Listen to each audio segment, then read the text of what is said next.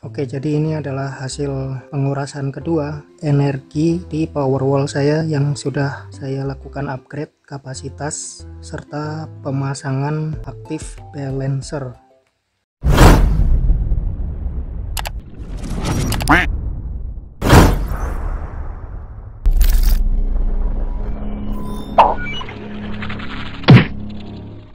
Setelah dilakukan uji kapasitas dari baterai pak serta sistem-sistem yang sudah saya pasang di sini, saya akan sedikit memberikan hasil revisi saya tentang sistem yang saya pasang ini. Yang pertama dari inverter. Inverter ini sebenarnya masih kurang sempurna kalau untuk beban continuous di angka 1000 watt atau 1 kilowatt. Terbukti setelah 1 jam running ternyata over temperature protectionnya bekerja, sehingga secara otomatis inverternya akan nonaktif sendiri. Ini disebabkan salah satunya karena inverter ini tidak mempunyai heatsink tambahan di bagian dalam, jadi MOSFET-nya langsung dipasangkan pada bodi inverter. Yang nomor 2, kita lihat bahwa ukuran kipas di sini nih sangat kecil, sehingga aliran udara atau sirkulasi udara dari inverter ini kurang sempurna. Nah, karena itulah over temperature protectionnya bekerja, karena memang suhunya lama-lama meningkat, kisarannya di 70 derajat Celcius ya, karena saya tidak punya alat untuk cek suhu, jadi mungkin kira-kira aja kemarin itu.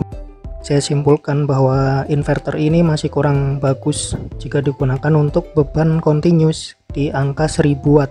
Kalau di bawah itu mungkin 500 watt masih bisa ngangkat, atau mungkin maksimalnya di 800 watt. Namun perlu ditambahkan pula kipas untuk mempercepat proses pendinginan dari heatsink inverter ini.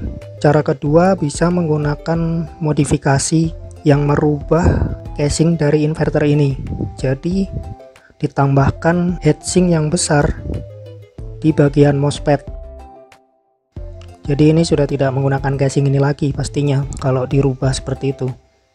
Jadi nantinya heatsink itu bisa dipasang di bagian sini dan satu lagi di bagian sini. Jadi seperti inverter-inverter yang bagus yang mereknya Swear atau inverter Kenica juga menggunakan heatsink tambahan dia. Jadi lebih bagus dan lebih sempurna untuk bekerja dalam durasi waktu yang lama. Kemudian pindah ke DC breaker. DC breaker ini tulisannya 250 ampere. Tapi kemarin setelah digunakan beban 1000 watt atau sekitar 40-an ampere arus yang melalui breaker ini, ternyata ada peningkatan suhu ya di sini. Dan sekali ngetrip jeklek sendiri, dan setelah saya cek ternyata DC breaker ini suhunya lumayan panas. Jadi label yang di sini nih ini tidak bisa dipercaya karena ini produknya produk yang harganya juga relatif murah. Dan bisa kita lihat di sini menggunakan baut yang ukurannya hanya 12, sedangkan kita tahu bahwa ukuran dari sun resistor ini bautnya aslinya itu besar di angka 17-an kalau tidak salah. Ini sun resistor yang bisa mengalirkan maksimal 300 ampere. Itu aja kita lihat konektornya bisa sangat besar dan bautnya juga sangat besar. Di sini angkanya 250 ampere, tapi kita lihat bautnya sangat kecil. Ini tidak masuk akal sebenarnya.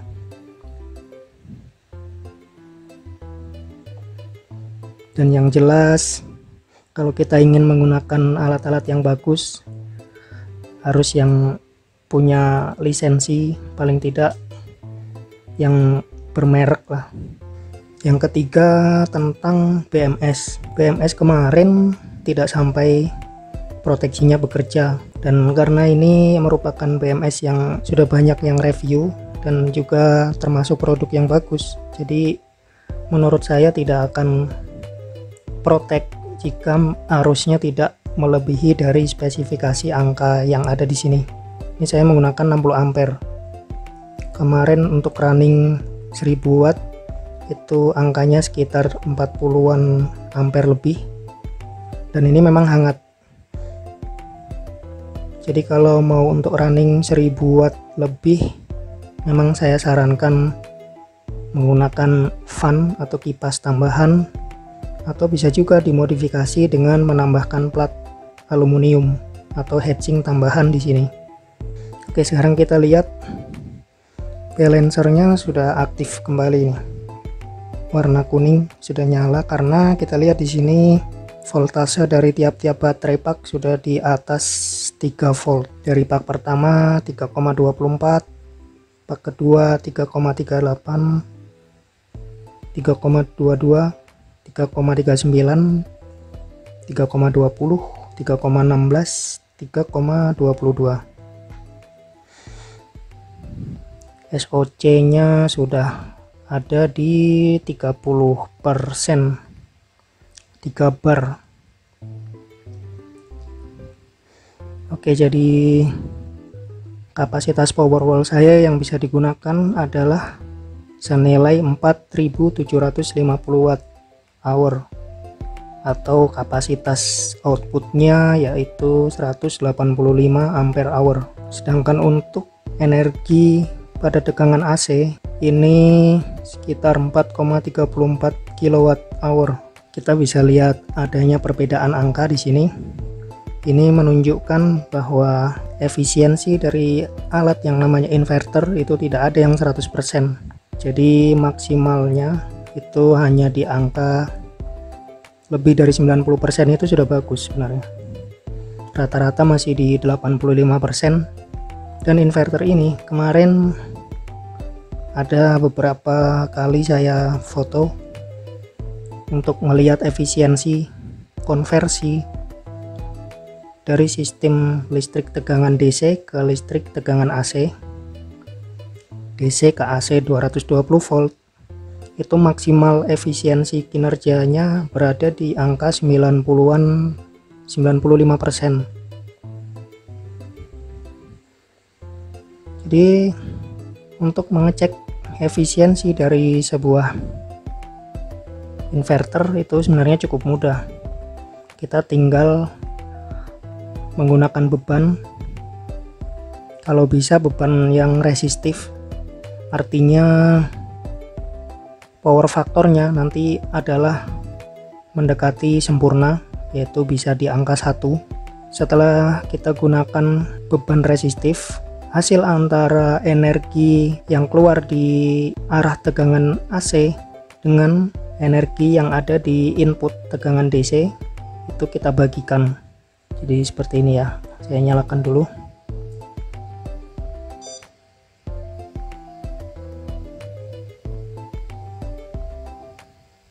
Oke, misalkan begini, kita punya beban rata-rata di sini adalah 60 watt, terbaca di sini 60 watt di wattmeter AC.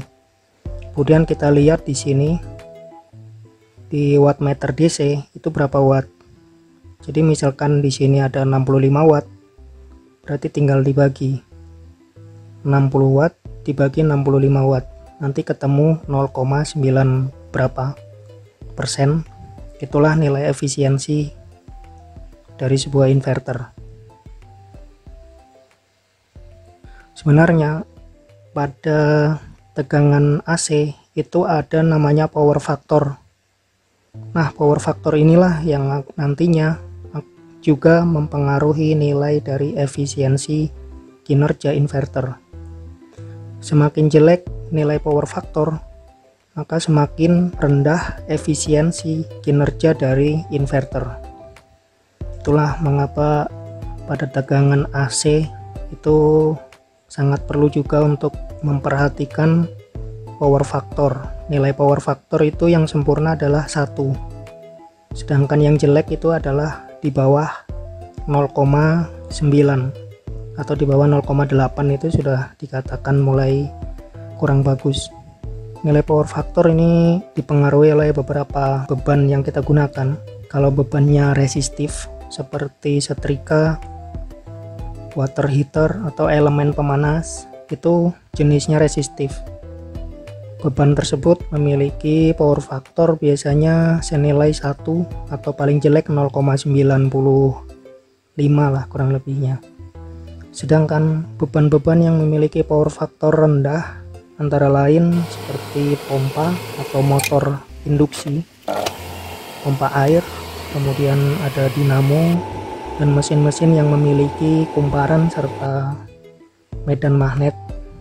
Itu biasanya power faktornya kurang dari 1. Dan ada lagi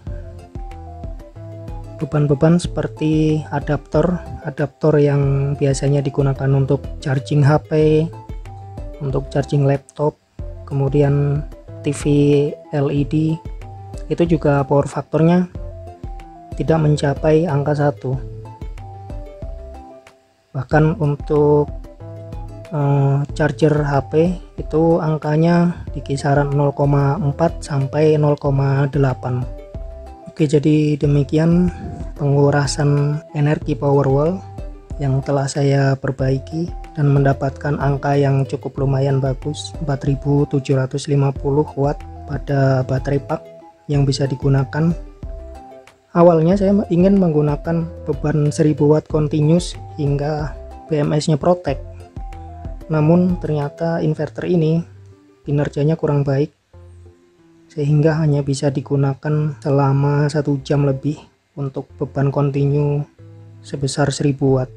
Oke, jadi teman-teman, sekian dulu video untuk pengetesan dan pengukuran kapasitas energi di baterai pak Powerwall saya yang sudah saya revisi. Saya perbaiki kapasitasnya, kemudian sempurnakan dengan pemasangan balancing board. Oh ya, jadi balancing board ini menurut saya kalau untuk kapasitas baterai pak di atas 200 ampere minimal pemasangannya adalah 2. Kalau 1 ini masih kurang ya. Dapat dilihat waktu pengurasan di akhir-akhir yang hampir Protect BMS nya itu kan voltasenya masih ada beberapa yang tidak imbang. Kalau kita menggunakan kit ini lebih dari 2 pasti akan lebih bagus dalam penggunaan energi yang ada di seluruh baterai pak ini. Jadi lebih cepat diseimbangkan, lebih cepat di balancing. Oke, untuk video kali ini cukup sekian.